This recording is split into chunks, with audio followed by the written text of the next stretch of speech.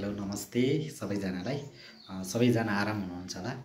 Aramco कामना गर्न चाहन्छु साथीहरू। म चाहिँ दिपेश कार्की। हजुरहरू सबैलाई मेरो युट्युब च्यानलमा स्वागत छ साथीहरू। आज चाहिँ म तपाईहरु सामु चाहिँ किन उपस्थित भएको भन्दाखेरि चाहिँ मेरो युट्युब च्यानलमा चाहिँ 600 जना साथीहरू जोडिनु भएको छ हैन। त्यसमा चाहिँ म एकदम खुसी छु साथीहरू। तपाईहरु प्रति म एकदम आभारी छु, धेरै खुसी छु, कृतज्ञ पनि छु साथीहरू। किनभने मेरो युट्युब च्यानलमा 600 जना जोडिनु भएको छैन आजसम्म। यति धेरै माया गरिदिनु भएको छ, साथ दिनु भएको छ, सपोर्ट दिनु भएको छैन। अब आउने दिनहरुमा पनि यसैगरी साथ सपोर्ट दिँदै जानु होला भन्न चाहन्छु साथीहरू।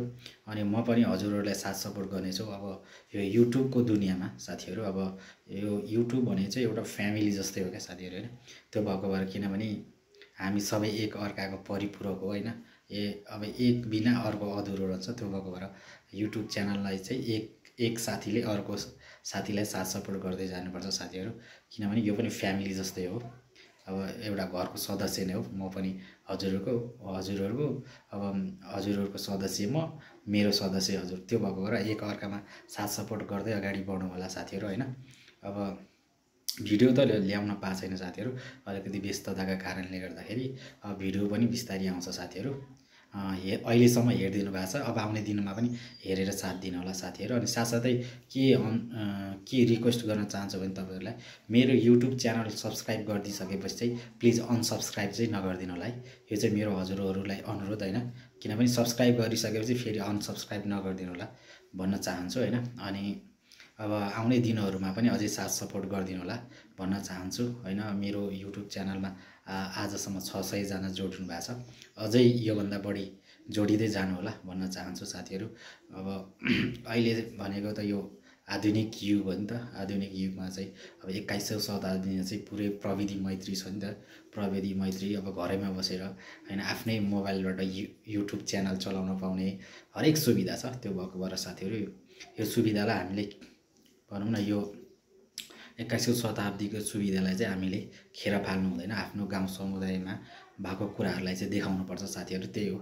अब ब्लग भन्ने कुरा चाहिँ के भने अब आफ्नो समुदायमा भएको कुराहरु देखाउनु त हो साथीहरू। घरमा आफूले दैनिक चीजमा के गरिन्छ त्यो एक्टिभिटिजहरु देखाउनु त हो साथी। त्यही हो। ठिकै छ एकदम।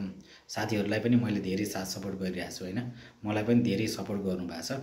यसरी नै साथ सपोर्ट गर्दै जानु होला भन्न चाहन्छु साथीहरू। अनि सबैजना आराम हुनुहुन्छ होला।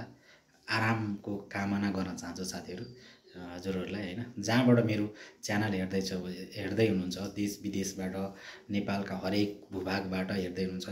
नेपालका 77 वटा जिल्ला छन् साथीहरू हैन। त्यहाँबाट हेर्दै हुनुहुन्छ हैन। कहाँबाट हेर्दै हुन्छ दिपेश कार्की युट्युब च्यानललाई यसो कमेन्ट पनि गर्नु होला हैन। तपाईहरु सामु चाहिँ म आज यही हो। 600 जना सब्स्क्राइबर जोडिनु भएको छ हैन। अब लगभग 1000 को नजिक पुग्दै छु म पनि साथीहरू। अब यही हो। अहिलेको जमानामा चाहिँ यो जमाना भनेको चाहिँ एकदम हामी चाहिँ एकदम लक्की फिल गर्नुपर्छ क्या साथीहरू। किनभने अब हाम्रो हजुरबा त्यो भन्दा माथिको जिजुबाहरुले चाहिँ यो कुराहरु फेस गर्न पाउनु भएन क्या हैन। उहाँहरुले त त्यो मोबाइलहरु त परै जाओस् अब हैन। मोबाइलहरु त त्यो टाइममा थिएन साथीहरू हैन। त्यो भएको भएर अब हामी त एकदम भाग्यमानी छौं त। 21औं शताब्दीमा जन्मिनु त एकदम हामी त भाग्यमानी नै हो हैन साथीहरू। एकदम लक्की फिल गर्नुपर्छ आफूले आफूलाई। त्यो भएको भएर साथीहरू म एकदम खुसी छु। तपाईहरु प्रति एकदम आभारी छु, ऋणी छु। किनभने तपाईहरुले यति धेरै साथ सपोर्ट दिनु भएको छ नि त। त्यो भएर अब आउने दिनमा पनि अझै साथ सपोर्ट दिनु होला भन्न चाहन्छु हैन। मेरो भिडियोहरु हेरेर साथ दिनु भएको छ, अझै दिनु होला भन्न चाहन्छु साथीहरू। अनि अब साथीहरू अब हैन यही हो मेरो सानो तपाईहरु प्रति एउटा रिक्वेस्ट धारणा हैन। अब 600 जना जोडिनु भएको छ। म त एकदम एक्साइटेड छु हैन। किनभने अब बिस्तारै 1000 पुग्ला, 2000 अब त्यो क्रमिक रूपमा बढ्दै जान्छ साथीहरू। यही भन्नको लागि म आएको साथीहरू। अब अझै साथ दिनु होला हैन। यही हो। अब हस्त दिपेश कार्की युट्युब च्यानल हेर्नु होला। हस्त नमस्ते सबैजना आराम रहनु होला। अनि आरामको जिन्दगी जिउनु होला। टेन्सन तनाव नलिनु होला हैन जिन्दगीमा। अब अलिकति जिन्दगीलाई चाहिँ अलिकति खुसी तरिकाले जिउनु पर्छ हैन। पीडा सिडाई पर भुलेर हैन हाँसेर जिउनु पर्छ नि त। जिन्दगी भनेको त एकपल्ट पाउने जिन्दगी हो। त्यही भएर आनन्दले जिउनुपर्छ है साथीहरू होइन। दुःख पीडा आउँछन् साथीहरू, बिस्तारी तिनीहरूलाई समाधान गर्दै जानुपर्छ।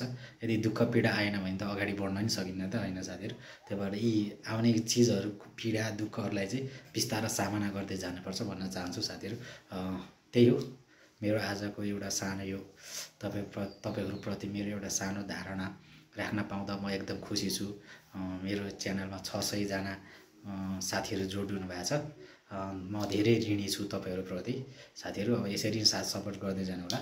म पनि हजुरहरूलाई गर्नेछु भन्दै आजको यो मेरो सानो एउटा भनाइबाट चाहिँ छुटिन चाहन्छु। हस्त नमस्ते। तपाईँहरूको दिन शुभ बितोस्, एकदम राम्रो होस्, फलोस् फुलोस् होस्। हस्त, धन्यवाद।